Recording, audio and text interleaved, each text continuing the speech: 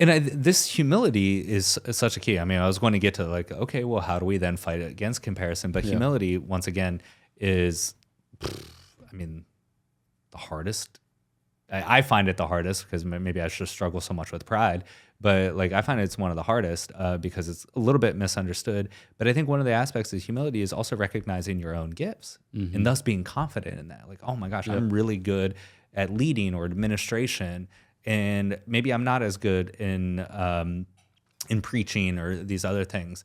But knowing your own goodness, knowing your own gifts, and how the Lord has, like we said, He loves everybody tremendously and with absolute abundance, but He loves us differently. And knowing the way that the Lord has gifted me His love, I should be confident in that, unafraid of that.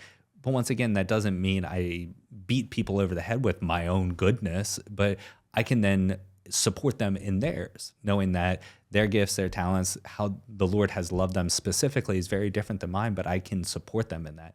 And I think you're right. Like, that humility is going to be recognizing that, making it known, not only just recognizing it and, you know, saying like, oh, I see that in this person, but I actually need to make that known to them. I say all the time that most people don't know their own goodness until it's spoken to them by another. Like, it's part of our frailty that we're not convinced of our own goodness until somebody else speaks it to us.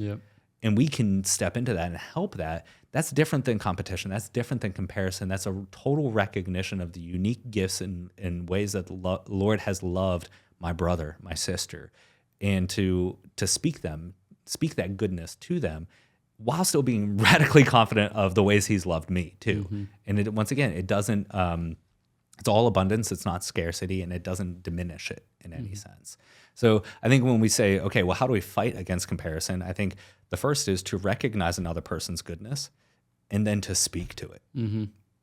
Not as if it's diminishing of any sense of this person, my goodness, or another's, but when we see goodness, to speak to it in a real, genuine and authentic sense.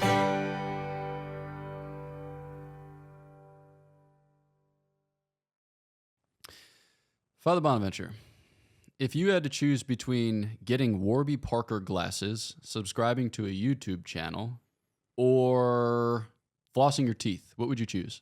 Oof. I guess, to be honest, subscribing to a YouTube channel. See, folks, it's not as bad as flossing your teeth or getting Warby Parker glasses.